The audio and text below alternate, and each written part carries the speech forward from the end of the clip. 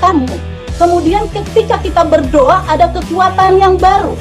Jadi ketika kita tenang dan berdoa, ada kekuatan ekstra di sana, saudara.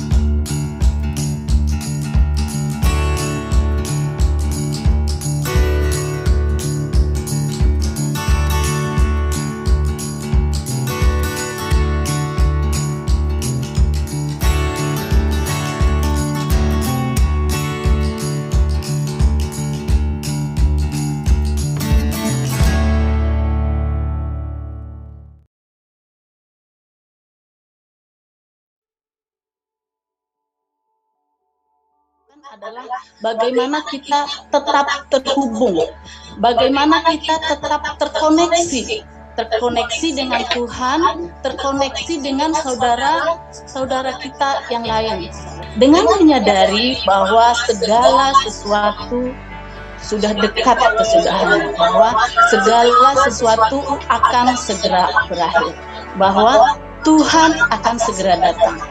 Mari saudaraku, kita buang segala keengganan, kita buang segala hal-hal yang membuat kita jauh daripada kasih yang semula. Dulu saudaraku, saya bagi berkat sedikit, awal-awal mengenal Kristus, nggak peduli sejauh mana Purwakarta, nggak peduli naik apa ke Purwakarta, kita dulu naik box, kita harus berangkat lebih awal. Kita berangkat, kita jabanin saudaraku. Nah, ketika kita bertobat, kemudian kita akan lakukan tinggal tenang. Dalam tinggal tenang dikatakan, dalam tinggal tenang dan percaya terletak kekuatan. Kita bertobat, kita tinggal tenang, kita percaya, maka ada kekuatan di sana, saudara. Amin. Puji Tuhan ya. Tapi apa yang terjadi sekarang, kadang-kadang kita hanya online, hanya di Zoom, hanya dengan mengklik handphone, kita sudah terkoneksi, kita sudah terhubung, itu kita bisa telat, saudara. Itu hal kecil, bagaimana kita meninggalkan kasih yang semula.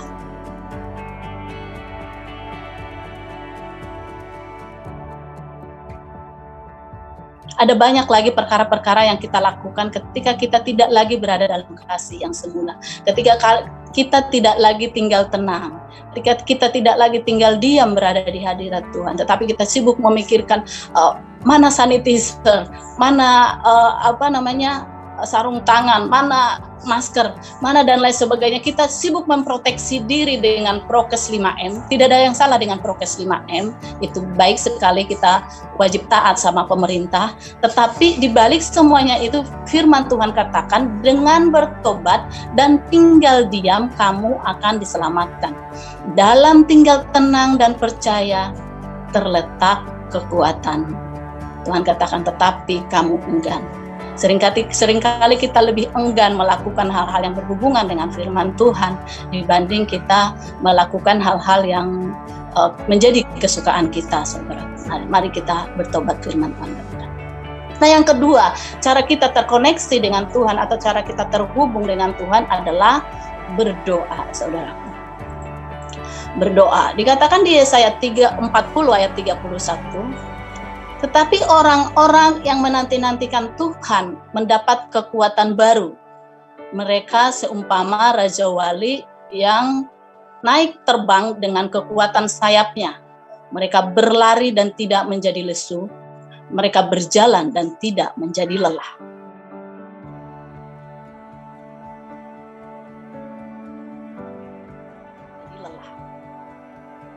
Saudaraku, tadi di 1 Petrus dikatakan, karena itu kuasailah dirimu, jadilah tenang supaya kamu dapat berdoa.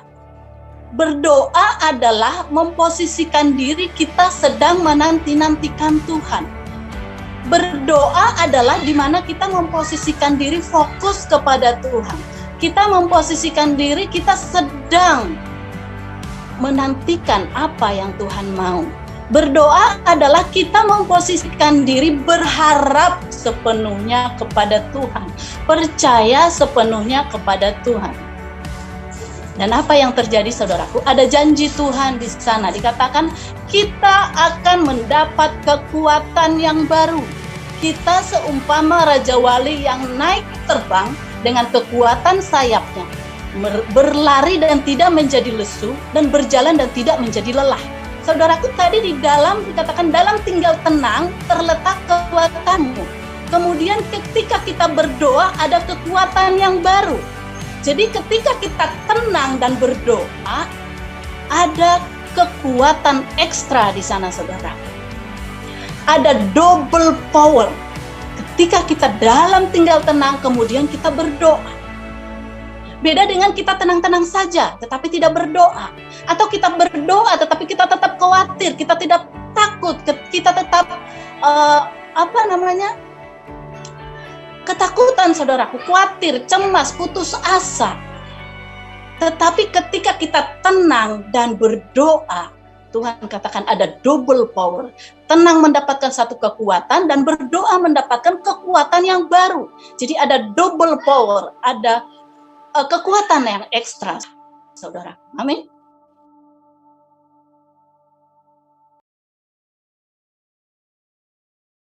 Amin.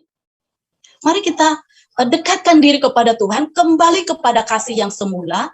Karena apa? Karena kesudahan segala sesuatu sudah dekat. Puji Tuhan, saudaraku. Itu adalah bagaimana kita terhubung dengan Tuhan. Kita kembali kepada kasih Tuhan. Yang pertama-tama Dia mencurahkan kasih-Nya kepada kita dan kita mengasihi Dia. Jadi ada kasih yang mengikat antara kita dengan Tuhan, saya dengan Tuhan, Tuhan dengan saya, saudara dengan Tuhan, dan Tuhan dengan saudara-saudara. Ada kasih di sana yang mempersatukan. Ketika ada pertobatan, kita kembali kepada kasih yang semula. Ada double power, ada kekuatan ekstra, saudara. Nah, ketika kita mendapatkan kekuatan yang ekstra, saudaraku, kita mendapatkan kasih yang daripada Tuhan. Kasih inilah yang kita bawa untuk kita boleh mengasihi orang lain. Kita boleh mengasihi sesama kita. Kita boleh terhubung dengan orang lain yang di sekitar kita. Karena apa? Karena kita sudah memiliki kekuatan yang baru. Kita sudah memiliki kekuatan yang double, yang power, saudara. Nah, bagaimana kita terhubung dengan sesama? Dikatakan kita bisa dengan mengasihi atau mengampuni, dengan memberi tumpangan, dengan melayani dan menyampaikan firman Tuhan. Baik, kita lihat, saudaraku, bagaimana kita mengasihi dan mengampuni. Dikatakan di 1 Petrus 4 ayat 8, tetapi yang terutama kasihilah sungguh-sungguh seorang akan yang lain, sebab kasih menutupi banyak sekali dosa. Ya, dulu saya pikir firman ini bahwa orang nggak apa-apa berdosa, saya tutupi. Orang nggak apa-apa berdosa, saya bela, saya saya sepakat, seolah-olah sepakat gitu ya. Tetapi Tuhan singkapkan bahwa di firman Tuhan firman Tuhan di FAYH, firman Allah yang hidup, dikatakan, terutama tunjukkanlah kasih seorang kepada yang lain, Sebab kasih dapat memaafkan banyak kesalahan. Bukankah itu yang Tuhan lakukan di kayu salib, saudaraku? Karena kasih-Nya kepada kita, Dia mati di kayu salib, mengampuni segala dosa kita, melupakan segala kesalahan kita, saudara. Nah, itu yang Tuhan mau kita lakukan kepada orang-orang yang sekeliling kita. Dia mau kita mengasihi. Mengasihi itu apa sih? Kita memaafkan banyak kesalahan, sehingga kita dapat menyatakan kasih. Tuhan sudah terlebih dahulu mengampuni kita, Tuhan sudah terlebih dahulu memaafkan kita, sehingga kita bisa memaafkan orang lain kalau kasih itu kita miliki. Nah, saudaraku, itu yang pertama, bagaimana kita terhubung dengan orang lain. Karena kalau kita mengasihi, kita bisa terkoneksi, kita bisa melakukan apapun kepada orang yang kita kasihi. Firman Tuhan katakan di Yohanes 3 ayat 16, karena begitu besar kasih Allah akan dunia ini, sehingga Ia telah memberikan anaknya yang tunggal. Jadi kasih itu, saudaraku, memberi. Nah, kalau kita mengasihi berarti kita memberi maaf, memberi pertolongan, memberi apa yang orang lain butuhkan. Jadi kita terkoneksi. Jadi kita berhubungan dengan orang lain. Dasarnya adalah kasih. Kita mengasihi orang lain. Dengan kita mengasihi, kita bisa memaafkan. Karena apa, saudaraku? Dikatakan bahwa adanya saja perkara di antara kamu itu sudah merupakan satu kekalahan. Bagaimana mungkin kita bisa tidak ada perkara kalau kita membenci teman kita, kalau kita tidak memaafkan orang lain, saudara? Jadi kalau ketika ada satu perkara di antara kita, maka itu merupakan suatu kekalahan. Maka ada celah buat si jahat untuk memecah belah kita, untuk kita tidak lagi satu dalam roh, seperti pujian tadi, satu dalam kasih, tetapi iblis yang bekerja di sana. Ketika manusia itu jatuh pertama kali ke dalam dosa, yang ada adalah saling menyalahkan. Oh, bukan saya, tapi ular. Oh, bukan saya, tapi perempuan itu. Itu merupakan satu perkara, saudara.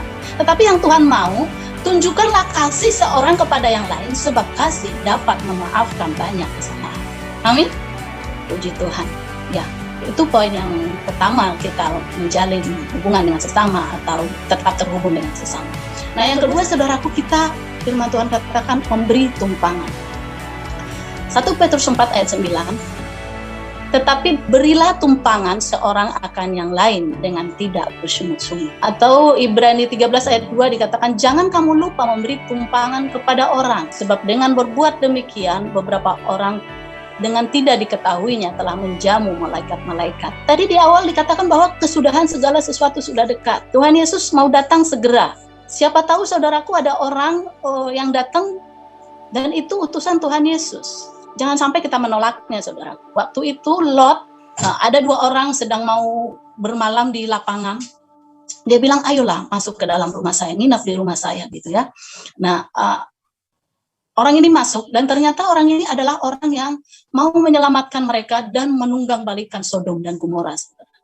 Nah, saudaraku, Tuhan mau kita memposisikan diri di akhir zaman ini dalam kondisi yang seperti itu. Kita tersedia, kita terbuka untuk orang-orang yang membutuhkan tumpangan. Saudaraku, orang-orang yang membutuhkan tumpangan adalah orang-orang yang sedang terdesak, orang-orang yang sedang dalam kesulitan, orang-orang yang tidak tahu lagi harus bagaimana. Tentunya orang ini adalah orang-orang yang membutuhkan tumpangan. Nah, ketika kita ada, ketika kita bisa memberikan sesuatu kelegaan kepada dia, mungkin kita tidak bisa 100% menyelesaikan masalahnya, 100% mengeluarkan dia dari masalah itu. Tetapi dengan kita memberi sedikit tumpangan kepada dia, dia boleh dengan sejenak menaruh beban yang dia pikul, dia boleh sejenak beristirahat, menarik nafas, untuk dia boleh kembali melakukan berjuang apa yang sedang diperjuangkan saudara. Mari kita lakukan itu, memberi tumpangan kepada banyak orang, saudara. Memberi tumpangan, kita boleh memberi tumpangan kepada orang yang kita kenal. Itu hal yang wajar dan itu mungkin mudah kita lakukan. Ayo di rumahku aja sebentar, atau ayo ikut mobil saya, atau ayo dengan saya, atau apapun yang kita bisa lakukan, memberi tumpangan. Tetapi orang asing yang tidak pernah kita kenal, apalagi zaman sekarang kita harus berpikir berapa kali untuk menolong orang, saudaraku. Karena apa? Bisa saja dia penipu, atau bisa saja dia malah menghancurkan kita, atau dan lain sebagainya. Karena itu mari kita minta hikmat Tuhan, bagaimana kita bisa tetap menolong orang lain, orang asing sekalipun, yang tidak kita kenal, untuk kita bisa ngasih tumpangan kepada mereka, untuk ngasih perhatian, ngasih apapun yang berupa satu kelegaan kepada orang-orang yang sedang tersesat. Kita bisa menolong dia dengan hikmat yang daripada Tuhan. Nah, seperti itu yang Tuhan mau ketika kita berada pada akhir zaman.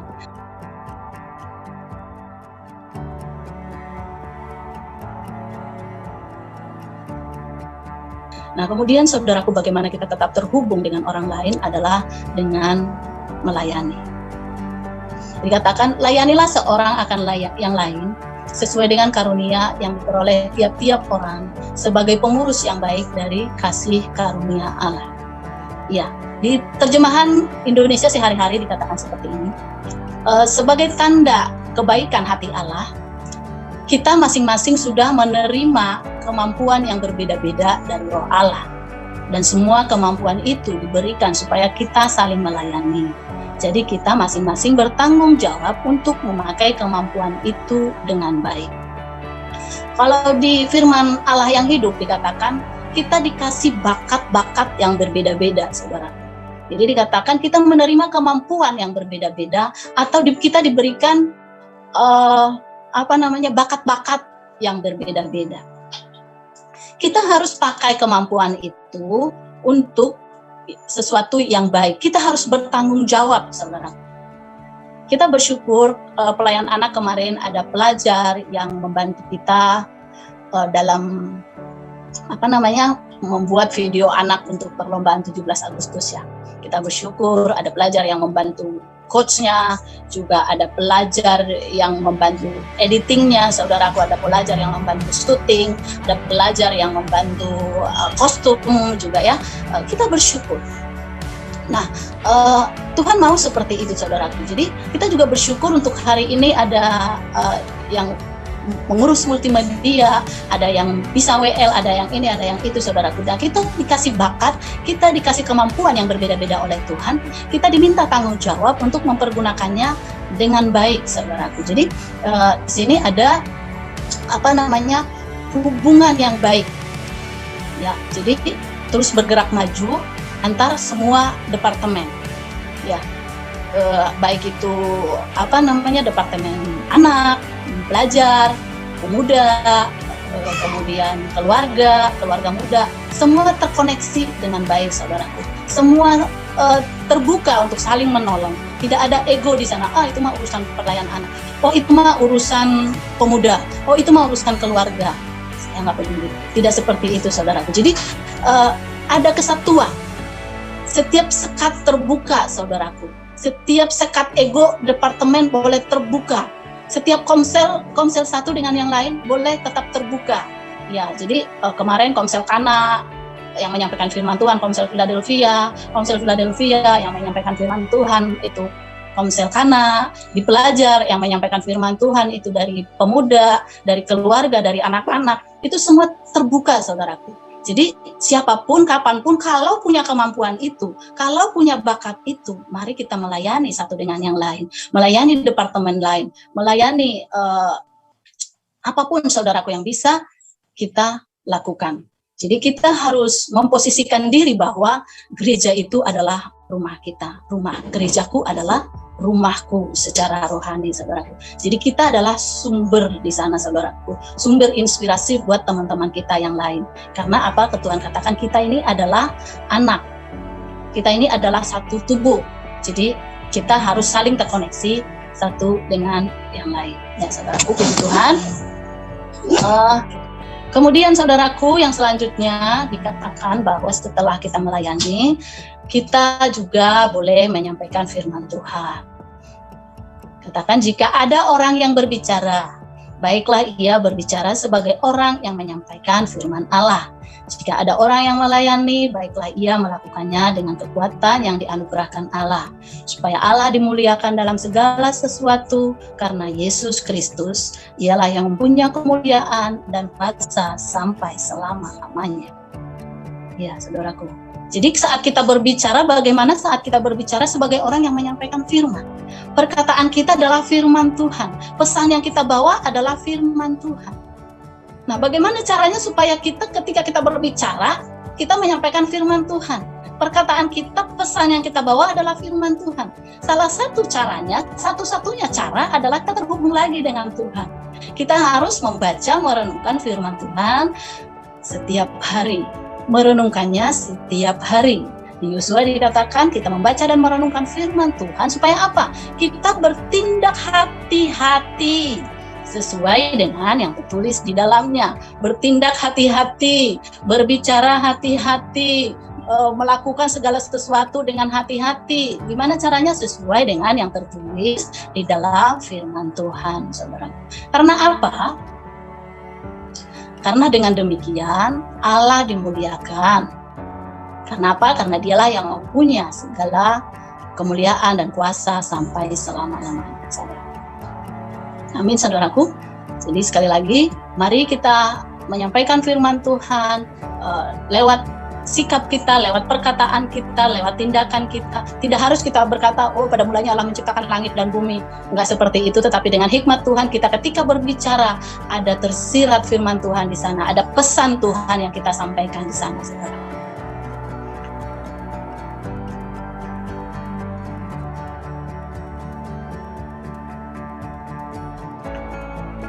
Mari saudaraku, kita terus bangun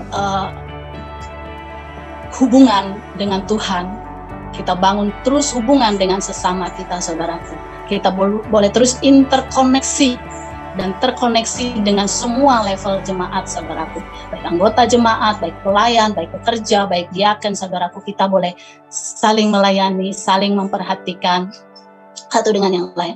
Karena terbatas, saudaraku, Bapak Gembala kita untuk bisa terhubung dengan kita satu persatu, saudaraku. Tetapi ada saudara-saudara kita, ada kita semua di sini yang bisa saling mendukung, yang bisa saling memperhatikan, mungkin bisa lewat WA group, mungkin bisa lewat kunjungan, atau itu yang disebut offline, atau apapun, saudaraku. Ada banyak cara kita untuk kita bisa terkoneksi, untuk kita bisa tetap terhubung dengan saudara-saudara kita yang lain, Tuhan. Saudaraku, mari kita juga boleh terhubung dengan intergenerasi, di mana kita terus maju bersama di setiap level generasi, ya saudaraku. Jadi tidak ada generasi yang tertinggal, baik anak-anak, baik pelajar, baik pemuda, keluarga, juga lansia barangkali ya, keluarga muda. Jadi aku, firman Tuhan katakan, aku dan seisi rumahku kami akan beribadah kepada Tuhan. Jadi seisi rumah GKKD, saudaraku, anak kita, istri kita, suami kita, atau siapapun yang ada di rumah kita masing-masing, kita bawa semua masuk kepada rumah Tuhan. Kita bawa semua beribadah kepada Tuhan. Caranya gimana? Iya, seperti tadi ya, kita memiliki kasih, kita mengampuni, kita memberi tumpangan, kita melayani, kita berbicara sebagai orang yang menyampaikan firman Tuhan. Saudaraku, Tuhan adalah sumber berkat, dan kita adalah saluran berkat. Mari kita terus terhubung dengan Tuhan, sumber berkat itu, sehingga kita bisa menjadi saluran berkat bagi banyak bangsa, dan Tuhan dipermuliakan lewat hidup kita. Karena satu-satunya tujuan Tuhan menciptakan kita di dunia ini adalah supaya kita menjadi orang yang memuliakan Dia, supaya kita menjadi orang yang menjadi saksi bagi Dia, saudaraku. Seperti Paulus katakan, tetapi bagiku hidup adalah Kristus dan mati adalah keuntungan. Tetapi jika aku harus hidup di dunia ini, itu berarti bagiku bekerja memberi buah. Jadi ketika kita ada di dunia ini, kita harus memberi buah, kita harus menjadi berkat. Bagaimana caranya? Kita harus terhubung dengan berkat itu, kita harus terkoneksi dengan berkat itu. Seperti firman Tuhan katakan, tinggallah di dalam aku, sebab di luar aku kamu tidak bisa berbuat apa-apa. Karena Dia adalah pokok anggur yang benar, dan kita adalah ranting-rantingnya. Mari kita terus stay connected dengan Dia, sehingga kita bisa stay connected dengan saudara-saudari kita. Karena kalau kita tidak terhubung dengan Tuhan, kita tidak terhubung dengan saudari-saudari kita yang lain, saudaraku, maka iblis yang akan campur tangan di sana. Maka ada sekat iblis untuk bisa beroperasi. Tetapi sebaliknya firman Tuhan katakan, bahwa ketika kita rukun, kesanalah berkat-berkat Tuhan tercurah. Amin, saudaraku, kita merindukan, kita siap dengan akhir zaman, kita siap dengan segala sesuatu yang terjadi saat itu. Saat ini, saudaraku, dengan kita tetap terhubung dengan Tuhan dan terhubung dengan saudara-saudari sekalian. Dan kita boleh menjadi berkat kemanapun kita pergi. Tuhan Yesus memberkati. Bapa kami datang kepada Tuhan. Biarlah kami semua boleh mengalami anugerah dan kasih Tuhan. Bapak Ibu Saudaraku, biarlah kasih anugerah daripada Allah Bapa, damai sejahtera di dalam Kristus Yesus Tuhan, dan persekutuan yang indah dengan Roh Kudus menyertai kita semua yang percaya dari sekarang sampai selama-lamanya, menjadikan kita semua milik Tuhan dengan segala berkat yang Tuhan sudah berikan, yang sudah Tuhan sediakan bagi kita. Dalam nama Tuhan Yesus. Haleluya. Amin.